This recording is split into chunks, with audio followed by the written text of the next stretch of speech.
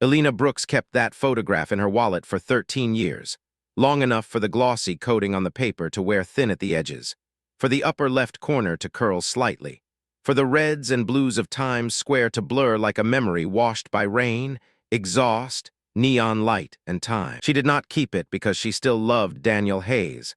At least that was what she had told herself through so many years.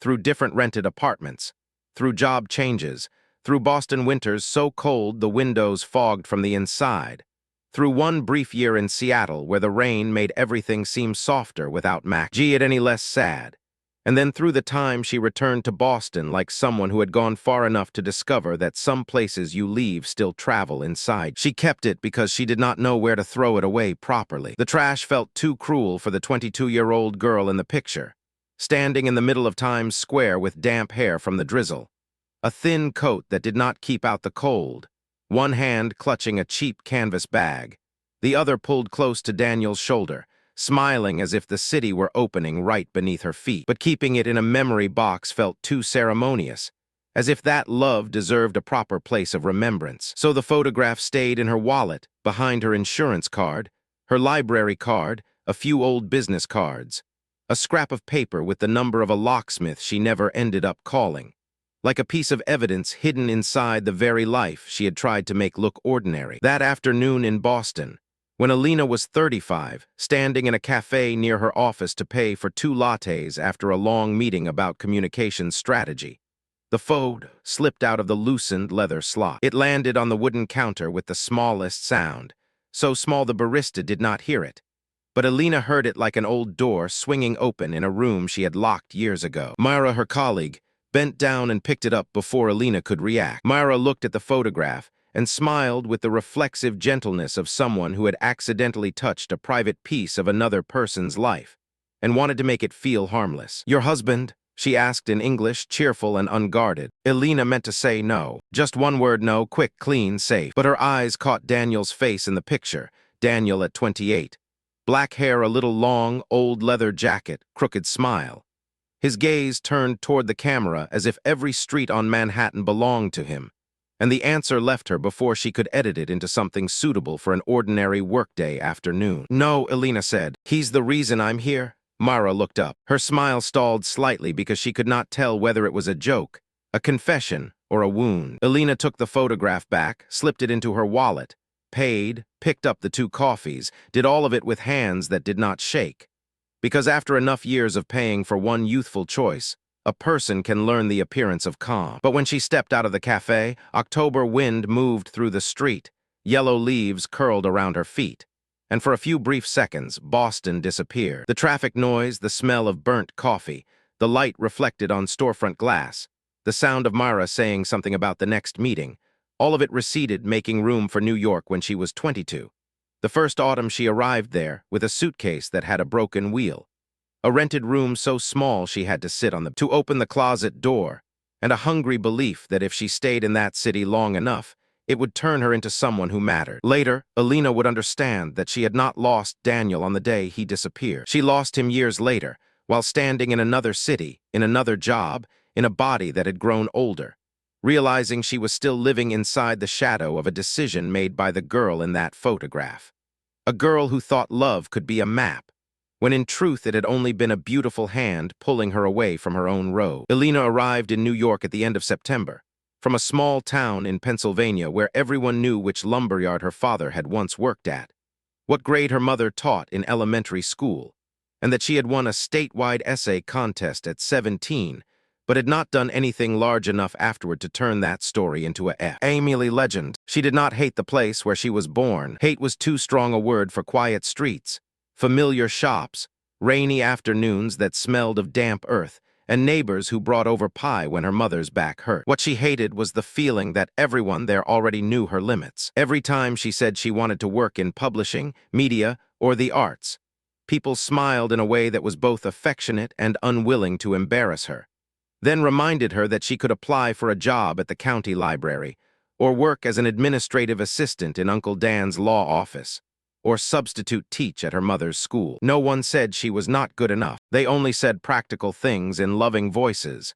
and that made her feel even more suffocated. New York, in Elena's mind, was not only a city, it was another version of fate. There, no one knew that, as a child, she had worn her cousin's old dress to church. No one knew her father had once worked nights to pay for roof repairs after a storm. No one knew she had written an essay about wanting to leave, and then had her teacher ask if that meant she did not love where she came from. No one called her that hardworking Brooks girl, in a voice that praised her while also framing her. She came to New York with an unpaid part-time internship at a small culture magazine in Brooklyn, an evening-serving job at a restaurant near Union Square, and enough savings to survive for about 3 months if she did not buy a new coat, did not take the wrong train too often, and did not eat out except for meals made from leftovers after her shifts. Her room was in Queens, shared with 2 other girls. One studied fashion and often cried in the bathroom because her instructors critiqued her portfolio with sentences that felt like knives wrapped in silk. The other was a bartender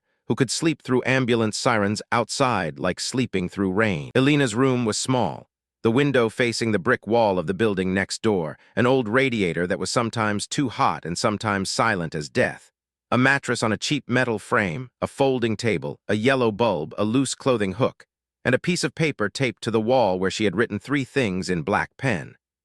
Why, learned, become. At 22, people often believe they can remake themselves through discipline and a new address. Elena believed that too. She woke at 6, took trains so crowded that strangers' faces pressed close to her hair, stood in the magazine office photocopying articles, making coffee for editors, taking notes in meetings where no one asked what she thought, then ran to the restaurant and carried plates until midnight, came home, took off her shoes, counted tips, and read a few pages before falling asleep. She was so tired that some days she stood on the train, hand gripping the pole, and thought she might cry if a stranger asked whether she was all right. But she did not go home, because going home meant everyone there would say New York was hard. It was okay. At least she had tried. Elena feared the sentence, "At least you tried," more than she feared hunger. It sounded like a warm blanket pulled over failure, and she knew that if she allowed herself to lie beneath it once, she might never stand up again. She met Daniel Hayes in an old bookstore in the East Village, not in some glittering bar like stories about fated love often prefer to tell it, but at a sparsely attended poetry reading in the rain, with damp wooden floors and the smell of old paper and wet coats mixed together. Elena was there because the magazine needed someone to write a few lines about the event, and the real editor assigned to it had canceled at the last minute. She stood near the back, notebook in hand, trying to write down the names of poets she had never heard of, hungry because she had not eaten dinner, her hair sticking to the back of her neck, her shoes soaked through. Daniel stood beside the art history shelf, looking less at the stage than at the people in the room. He wore a black sweater, a brown leather jacket, held an old novel in one hand, and stood in a way that made people think he had been invited there not to listen, but to assess the entire room. When the reading ended, Elena bent down to pick up her fallen pen, and Daniel said, "You're writing like someone who's afraid to miss the point." She looked up, ready to be annoyed that a stranger had decided to comment, but his eyes were not mocking. They were bright, focused, as if he had truly seen her among all the people pretending to understand the poem. "I'm working," she said. "No," he replied, smiling. "You're trying to prove you belong in a room that doesn't know what to do with you." That sentence should have made her step back, but it touched exactly the place inside her that she kept hidden beneath her cheap coat and careful notes. He asked where she was from. She said Pennsylvania. He nodded as if he had guessed. "You don't belong where you came from," he said, not as a question. "And you don't belong here yet either, right?" Elena looked at him, feeling both insulted and rescued. No one in New York had looked at her long enough to define her. People called her intern, waitress, girl at table 6. Elena with the notes. Daniel looked at her and named the in-between place she had not dared to call out loud. He was 28, freelancing in creative strategy, sometimes writing, sometimes consulting on brands, sometimes organizing art events no one understood the funding for but where beautiful people always showed up. He did not flirt with her through compliments. He did not tell her she was pretty, did not ask whether she had a boyfriend, did not try to touch her too soon. He flirted by making her feel like a rare manuscript placed in the wrong drawer. When they stepped outside after the reading, the rain had softened. Streetlights smeared across the sidewalk, taxis hissed through puddles, and steam rose from a manhole as if the city were breathing. Daniel lit a cigarette, but did not smoke it right away. He looked at her and said, "Stick with me. I'll show you this city."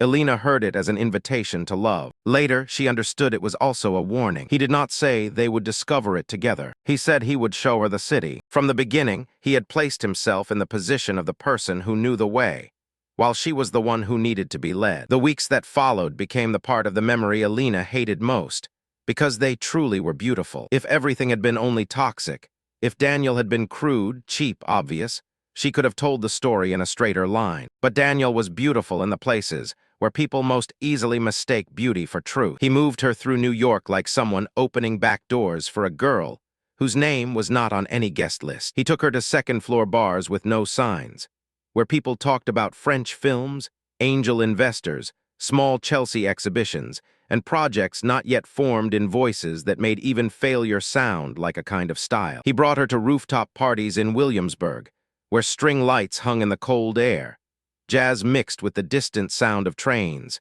and women in simple black outfits made Elena feel as though her discount dress were a confession of poverty. He led her through galleries, small film screenings, dinners where everyone called one another by intimate names even if they had only met the night before. He did not embarrass her directly. He was subtler than that. He placed a light hand at her back when he introduced her to his friends.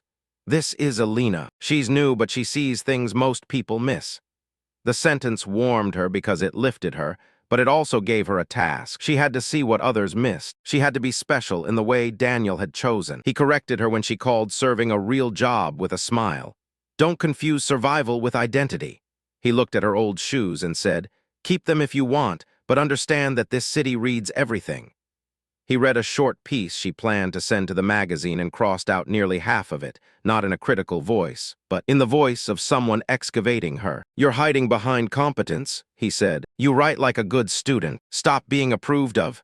Elena listened and felt both hurt and illuminated. He did not ask what she wanted as much as he told her what she could become. He said she was too smart to carry plates for people with less imagination than she had. He said her hometown had taught her to confuse obedience with dignity. He said New York did not reward people who asked permission. He said those things in low-lit rooms, on late-night trains, while sitting on stoops eating folded pizza because they could not afford to go into restaurants, and still feeling as if they were living something grand. And Elena, who had been lovingly kept small by the place she came from, listened to Daniel as if listening to a new religion. Not because she was stupid, because he was right about some things. That was the most dangerous part. Daniel did not create lies out of nothing. He took things Elena had dimly known about herself, polished them, put them in his own mouth, and made her believe he was the only one deep enough to name them. The first opportunity that redirected her life came on a November morning. The magazine where she interned offered her a full-time editorial assistant position. The salary was low, so low that she would still have to keep a few serving shifts if she wanted to live without fear. But there was health insurance, her own desk, an internal email address that no longer included the word intern, and a real path into the industry. She called her mother first, and her mother's voice broke with happiness. "See," her mother said, "slow is fine, as long as you have somewhere to stand." That sentence made Elena cry in the office bathroom, but when she told Daniel that evening in a small cafe, he was not happy in the way she expected. He sat across from her, his finger turning a black coffee cup, his eyes on the window where rain struck the glass in long streaks. "You're wasting yourself where you are," he said. Elena thought he was joking. "I just got hired." "I know, that's a good thing. It's a safe thing." She sat up straighter. "I need a little safety. I still have rent." Daniel looked at her like a teacher looking at a student about to abandon the exam out of fear. "If you take that, you'll spend 3 years learning how to make other people's voices cleaner. You need to build your own." "I need money," she said, and hated how small her voice sounded. He did not laugh. "Everybody needs rent. That can't be the organizing principle of your life. That sounds better when you're not the one counting tips." For the first time, something hardened in his eyes very quickly, then he softened it into sadness. "If you play safe now, you'll be nobody forever." There was no shouting, no command, but the sentence went straight into Elena's deepest fear. Nobody, no one. A girl who went home with a few New York stories, worked in Uncle Dan's law office, married a decent man, had children, and occasionally told people she had almost had a chance. Daniel did not force her to turn down the job. He did something far more effective. He placed 2 Elenas in front of her. One safe but small, one brave because she dared to believe in herself, beyond what the city had permitted. She chose the second one. She sent the email declining the official position, writing that she was grateful but wanted to pursue independent projects. The editor called her into the office, looked at her through thin glasses, not with contempt but with regret. "You're talented," she said, "but talent still needs rent." Elena stepped out of the office, hands cold, heart racing, and called Daniel. He answered after 3 rings. When she finished telling him, he laughed very softly. "Good," he said. "Now your life has room." Elena stood on a Brooklyn sidewalk, wind slipping into her collar, and did not realize that emptiness is not always freedom. Sometimes it is simply the place where someone else begins putting their things into your life. At first, that emptiness intoxicated her. Daniel introduced her to a friend who was starting a culture newsletter and needed contributors, a young director who needed someone to write proposals, a group of artists who needed copy for grant applications, a studio looking for someone to write a statement for a community project. Elena worked more than before but earned less predictably, and because Daniel knew how to step into chaos with certainty in his voice, she began letting him manage the parts that frightened her. He told her which projects were worth pursuing, which people were only using her, which rooms she should enter even if she was not being paid because of visibility, which opportunities she should decline even if she needed money because they were the wrong room. He did not give her money often, but when rent came due and her account was short, he transferred a small amount and said, "Pay me back when the work catches up." He called it investing in her, not helping her. That made her feel less ashamed and more dependent at the same time. In the evenings, they sat on the floor of his apartment on the Lower East Side, among books, wine bottles, printed pages, and bills, while Daniel sketched a future for her with a speed that gave her no time to inspect the foundation. He said she could write a series of essays about girls who leave small towns for the city, pitch major magazines, build a voice, do content strategy for emerging cultural brands, become someone no one called intern anymore. Elena listened and felt something inside her stretch like a string. She wrote more, slept less, dropped some serving shifts because Daniel said, "Your nights are worth more than tips." When she worried about money, he pulled her close, kissed her hair, and said, "Trust me." At first, "trust me" sounded like love. Later, it became a password that opened every door he did not want to explain. Trust me when he told her to use her savings to contribute to an online magazine project with 2 of his friends. Trust me when he said the contract did not need a lawyer because these are our people. Trust me when he advised her to turn down a boring but well-paid freelance opportunity to make time for a bigger proposal. Trust me when she asked why he had not transferred back the money he had borrowed for the studio deposit. "You're thinking like someone who expects betrayal," he said one night, not loudly, only sadly. "I'm trying to teach you scale."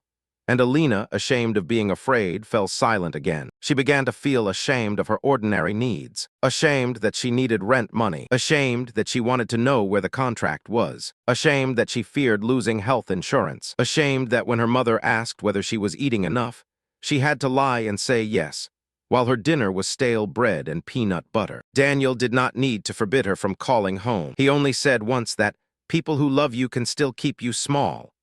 And from then on, every call with her mother made Elena feel as though she were betraying a larger version of herself by admitting she was struggling. The first fall came at the end of winter, after 6 months of living in the world Daniel had drawn for her. The online magazine project he called a cultural platform for people who are tired of asking permission collapsed before it launched properly. The small investor backed out because the revenue model was vague. The designer left because he had not been paid. One of Daniel's friends, Miles, said during a tense meeting in the month-to-month studio that no one really knew where the money had gone because everything had been spent flexibly.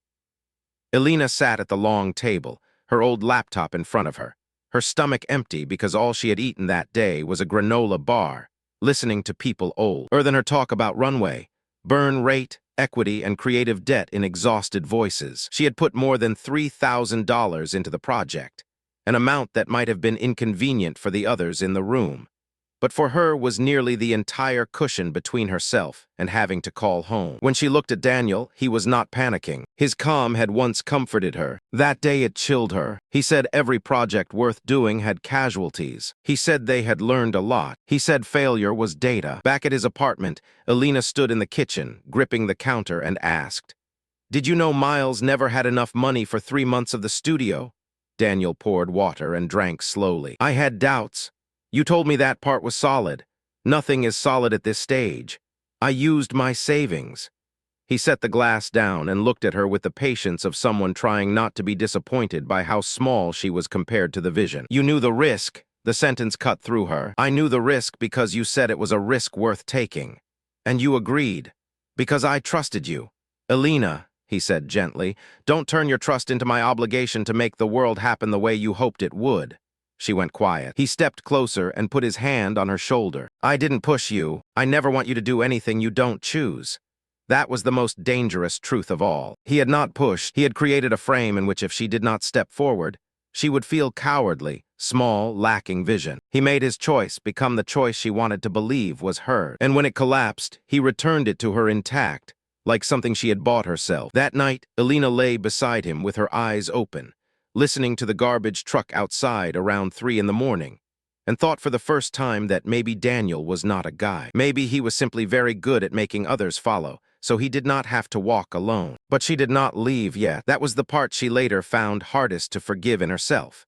Even though she had learned enough to know she should not place all the blame on a 22-year-old girl who was hungry, in love, and terrified of going home empty-handed. She stayed because if Daniel was wrong, then it was not only the project that was wrong. The last 6 months of her life were wrong. Turning down the stable job was wrong. Dropping serving shifts was wrong. Introducing herself as a writer when she had nothing solid was wrong. Looking at her mother on FaceTime and saying, everything is opening up was wrong. People often think people stay because they are weak. Elena stayed because she had invested too much into making Daniel proof that she was not some naive girl swallowed by the city. She began taking small jobs, writing copy for restaurants, editing artist bios, ghostwriting newsletters for a wellness coach Daniel laughed off as a brand with candles and no soul, but still told her to take because it paid. He occasionally disappeared for a few days on meetings upstate, or strategy retreats with people she did not know well, then returned with a bottle of wine, a book, a new idea, and enough tenderness to cover the questions she had not asked. When she checked old invoices, she discovered the studio money had been paid through Daniel's account rather than through the project company, as he had said. When she asked, he said it had been because the rental needed to move quickly, and he had stepped in to help everyone. Did you keep any of it? She asked. He looked at her as if she had dirtied something. Are you really asking me that? I'm asking because nothing is clear. Unclear doesn't mean dirty. Then make it clear.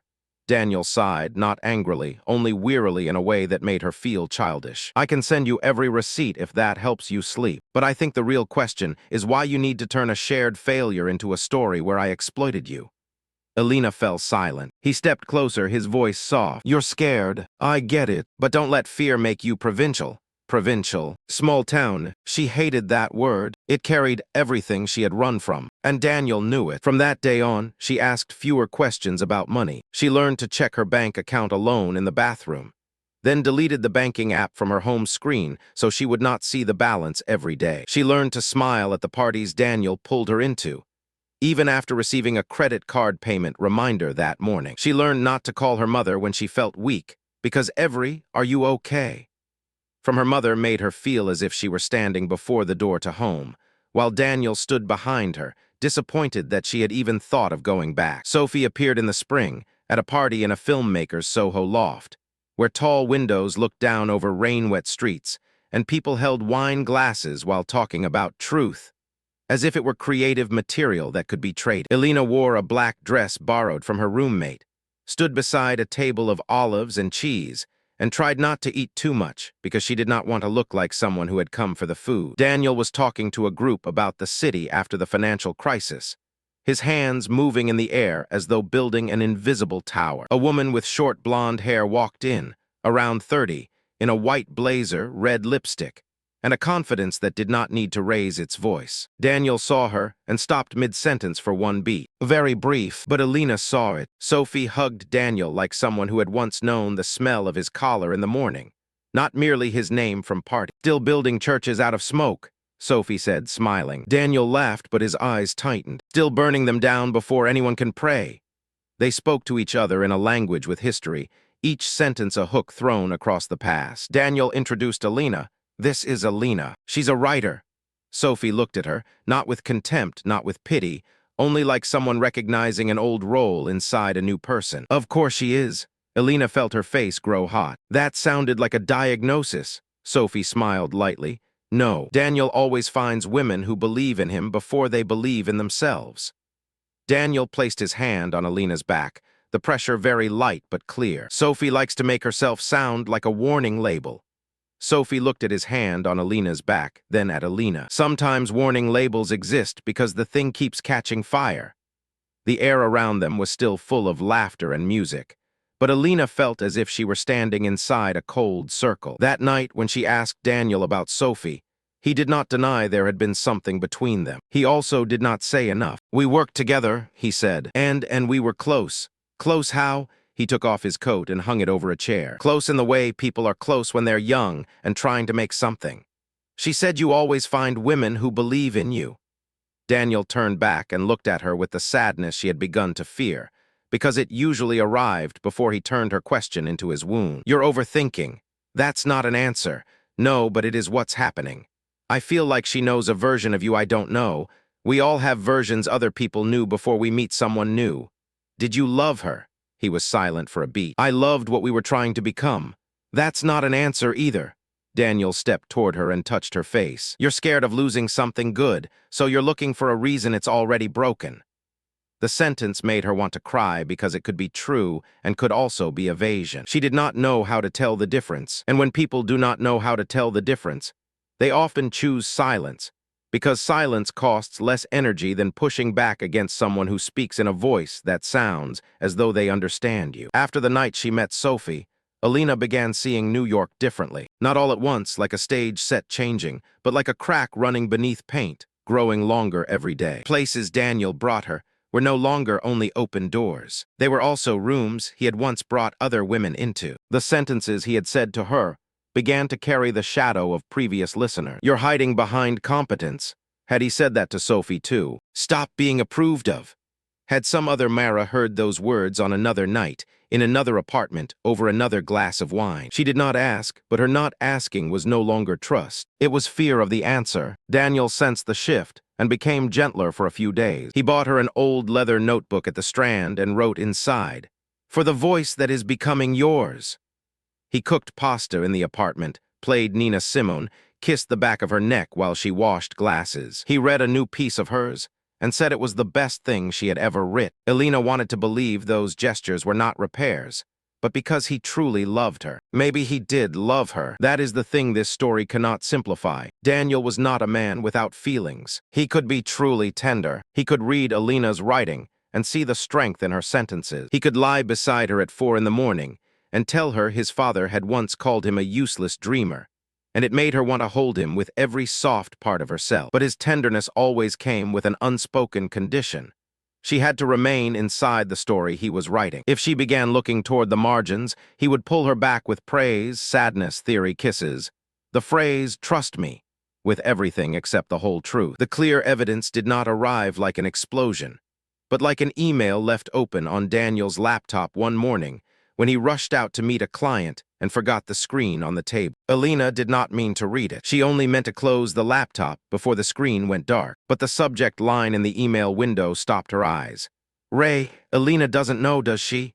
The sender was Sophie. She stood still for a long time, her hand hovering above the trackpad. Moral moments in real life are not as clean as outsiders imagine. She could close the computer and remain a person who did not invade someone's privacy. She could open the email and become someone who knew. She opened it. The email was short. Sophie had written, "I saw the way she looked at you. It's the same look I had, and the same look Mara had before me. You can tell yourself you're not lying because you never promised the whole thing.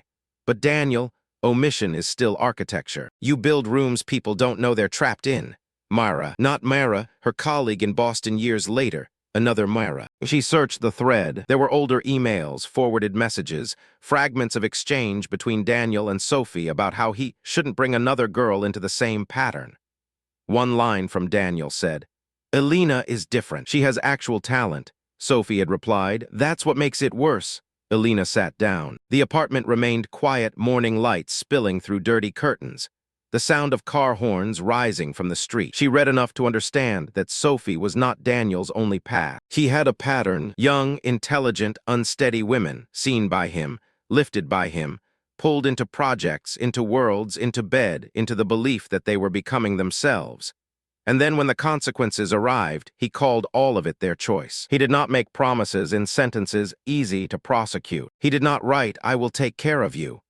He did not force anyone to quit jobs, did not demand money transfers, did not forbid anyone from seeing people. He simply always stood where the light fell right and said sentences that made other people step away from the edge by themselves. When Daniel returned, Elena had printed several emails and placed them on the table. He looked at them, then at her. "You went through my computer. I saw the subject line and chose to read it." "Yes," he nodded, as if noting a greater offense. "So before we talk about anything else, do you want to acknowledge that you violated my privacy?" Elena almost laughed. "Are you really doing this? I'm saying that if we're starting with a dishonest action by you, then this conversation needs honesty on both sides." "Daniel, who is Mara?" He was silent. "Someone I worked with and loved." "Elena, don't use that voice." "What voice?" "The voice that makes me sound unstable for asking the right question." He sat across from her, very calm. "I'm not denying I have a past. I'm denying that you get to use my past to write me as a villain because you're hurt. I'm hurt because you hid it. I didn't hide. I didn't give you every detail of my life before I met you. You let me think I was the first person you saw that way." Daniel looked at her for a long time, then said quietly, "No one is the first person of anything in New York." That sentence was cruel because it was partly true, and half-truths were where Daniel lived best. She still did not leave. If anyone later asked why, she could never find a short answer. Because of money, because she no longer had a stable job, because her rented room had already been taken by someone else after she had almost moved in with Daniel. Because she was ashamed, because she was afraid Sophie was right, because she feared that if she left, the whole city would close like a club she had never truly been invited into. Because Daniel cried that night, not much, just enough to make her see that beneath the intelligence there was a child terrified of being abandoned. He said he had lived too long through the ability to see other people's potential, and had mistaken that for the right to guide them. He said he did not want to turn her into another Sophie. He said, "I just need time." In the darkness of the bedroom, his forehead resting against her shoulder, Elena wanted to believe him, not because she was stupid, because she remembered him in the bookstore, remembered the sentence, "You don't belong where you came from, and you don't belong here yet either." Remembered the feeling of someone naming her homelessness without making it sound like failure. She remembered the nights he read her drafts, crossed out weak sentences, praised a strong paragraph by looking up and saying, "There she is." She remembered that Daniel had truly helped her write better, see more deeply, become more ambitious. People who hurt us rarely only take. They also give enough that leaving feels like cutting off part of your own ability. Daniel suggested starting again. "No shared projects, no tangled money, no hidden past. Give me time to become the man you thought I was," he said. The sentence was beautiful, too beautiful. Elena knew it was beautiful, and still let it into her. The next morning, Daniel disappeared. Not completely at first, just a phone call saying he needed to go upstate for a few days to meet an investor for a new project, needed distance to clear the noise. Then a few days became a week. A week became scattered messages. "I'm thinking, don't turn this into abandonment. I need to come back clean."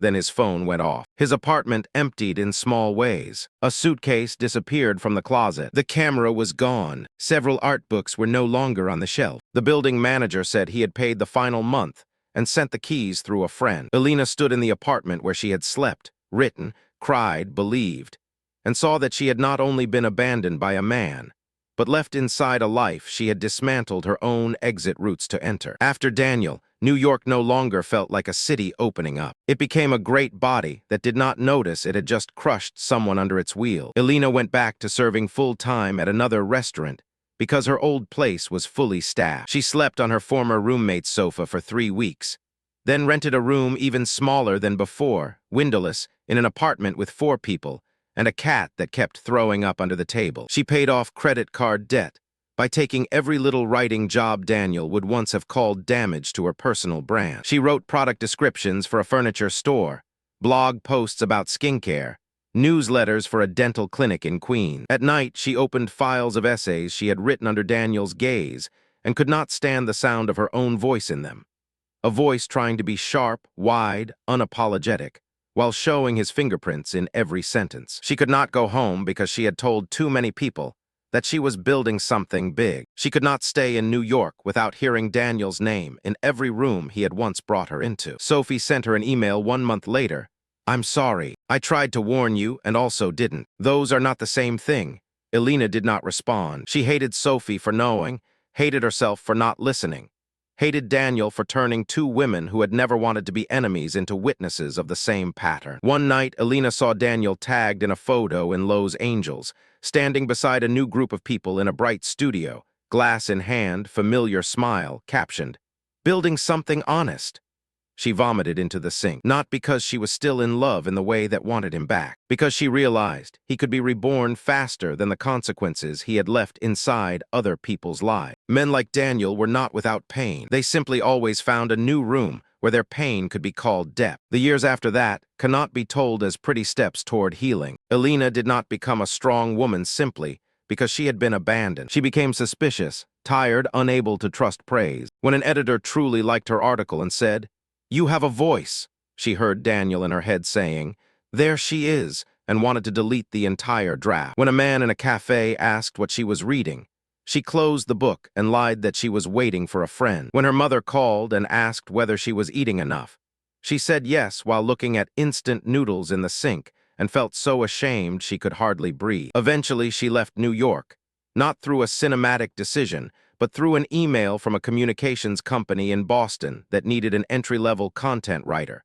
with a modest salary and health insurance. She accepted. She packed her life into 3 boxes, left several books Daniel had given her on the stoop, but kept the Times Square photograph because she still did not know where to throw away the version of herself inside. Boston did not save her. No city saves anyone from the story they carry. But Boston was quieter. She worked, saved, paid down debts, learned again to choose work because she wanted it, not because it made her look brave in the eyes of a man. She wrote more slowly, more honestly, with less need to prove. There were years when she was almost okay. There was a relationship with a man named Paul, kind, working in education, fond of cooking, always asking where she wanted to go before making reservations. Elena left him after 8 months because when he said, "I want to build a future with you," she only saw another room that might collapse if she stepped in without inspecting the foundation. Paul had done nothing wrong. That made her even sadder. Daniel had not only taken a few years. He had left inside her a way of examining love like a contract, with dangerous fine print. She became a woman who knew how to stand on her own, but no longer knew how to be led without fearing that someone was redirecting her life. By 35, Elena had a good title, a bright rented apartment, enough savings, and a small circle of friends who did not ask too much about her New York past, because she told it in an edited voice. She could sit in a meeting and say no to vague ideas without feeling small. She could advise young clients that visibility did not pay rent. She could look at a trembling intern who wanted to reject a stable job for a creative opportunity with no contract and say very gently, "Ambition is not the same as surrendering your leverage." Every time she said it, she heard some part of her 22-year-old self exhale from far away. Then the photograph fell in the Boston cafe. Mara asked, "Your husband?" And the past came back not as love, but as an unpaid invoice. 2 weeks later, Elena met Daniel in Seattle at a media conference, where she had been invited to speak about narrative ethics. She saw his name on the program board before she saw him. Daniel Hayes, founder, consultant, cultural strategist. His topic, risk, reinvention, and the stories we choose. She stood in front of the name placard long enough that the person behind her had to ask to pass. Daniel was 40 now. When he stepped onto the stage, his hair shorter, a few silver strands at the temples, gray blazer, same crooked smile. Elena felt a pull in her chest that was not desire, but the body recognizing an old storm before the mind could say it was over. He spoke well. Of course he spoke well. He spoke about youth and mistakes, about the way we often confuse the person who inspires us with the person who takes responsibility for us. And Elena sat in the middle row, hands cold, listening to him turn the very kind of harm he had once caused into public wisdom. No confession, no names, only sentences deep enough for listeners to feel he had passed through darkness, but not specific enough for anyone to ask who had been left inside. They met in the hallway after the panel, between the smell of conference coffee and hotel carpeting. Daniel saw her first, and for 1 second his face opened with real surprise. Elena, her name in his mouth still carried the old sound, like a key testing a lock that had been chained. Daniel, he smiled, not too confidently, perhaps because time had at least taught him how to perform humility better. You look well. She heard the sentence and thought of all the years she had not been well, the instant noodle nights, the unanswered emails, the debts, the deleted drafts, the kind men she had turned away because trust had changed shape inside her. I survived, she said. He nodded, a shadow of pain in his eyes. I heard about your work. Narrative ethics. Makes sense, she almost laughed. Everything eventually makes sense if someone tells it skillfully enough. He heard the edge in the sentence and looked down at his coffee cup. I deserved that. I'm not saying it so you can deserve it. I know, silence. People passed around them, wearing badges, laughing, shaking hands, unaware that two versions of youth were standing in the hallway like witnesses unwilling to sign the same statement again. Daniel said, I was young.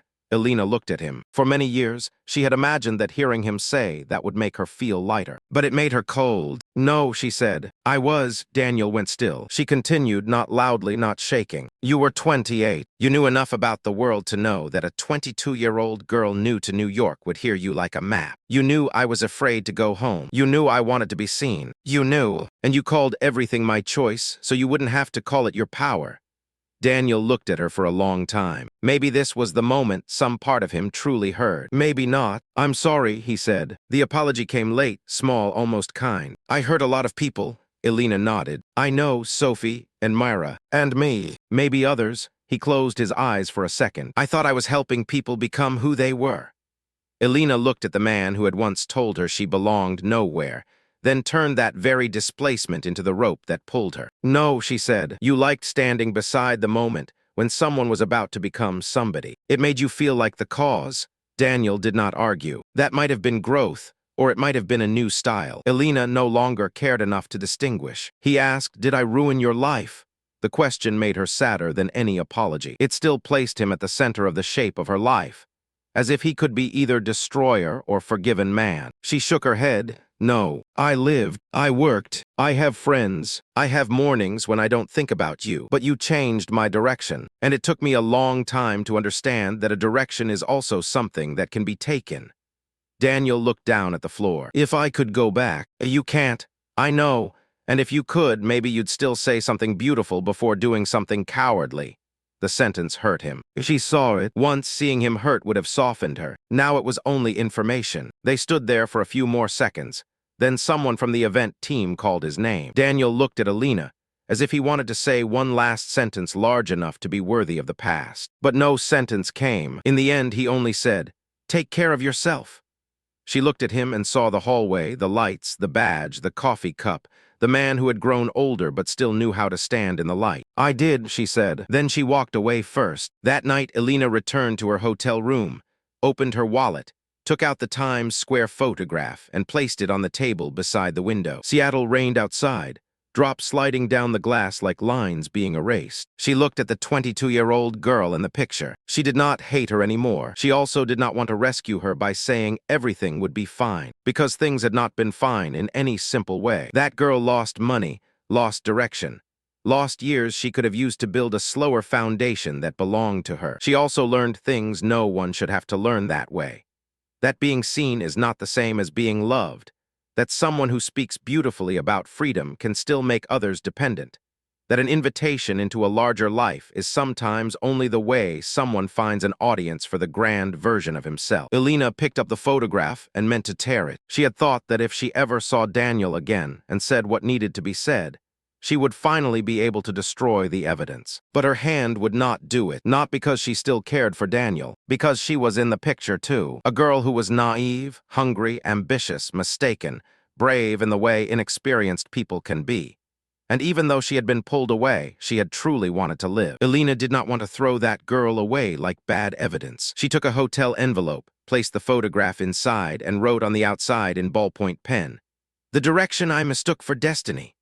She put the envelope in the bottom compartment of her suitcase, not to keep it close to her heart, But so it would no longer live in her wallet, no longer fall out in the middle of ordinary days, no longer have the right to open the past whenever it wanted. The next morning, she went to the airport early. At the gate, a young woman sat a few seats away, around 22, with a small suitcase.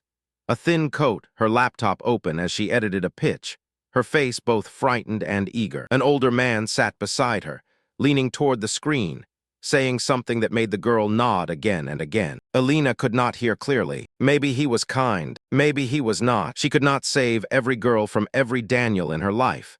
And that thought was colder than she wanted it to be. When the plane took off, the city below shrank. The roads became gray streaks. The water shone like metal, and Elena leaned her head against the seat and closed her eyes. She did not feel light. Speaking the truth to Daniel did not return the years. Naming his power correctly did not give back the first job, did not return her savings, did not restore the relationships that had died because she no longer knew how to trust. There is no complete justice for lives whose direction has been changed. Because from the outside, people only see that you survived, that you have a career, that you pay your own rent, that you know how to smile in company photos. They do not see the version of you standing at an old fork in the road, forever wondering what your life might have been if someone had loved you honestly enough not to make himself your map. Elena did not regret Daniel. She regretted the girl who believed that love was the right road. And some regrets do not disappear. They only become part of the way you read every signpost afterward. When the plane broke through the clouds, white light flooded the cabin, and Elena opened her eyes. She had survived. She had built a life. But from then on, whenever someone looked at her too closely and said they saw a larger version of her, Elena would no longer mistake it for magic. She would hear behind those words the sound of an old city, the sound of a photograph falling onto a wooden counter, the sound of a young girl pulling a suitcase through New York in the rain. And she would ask herself slowly, coldly, whether this person was truly seeing her, or only looking for someone to step into their story and pay F, or it with her own life.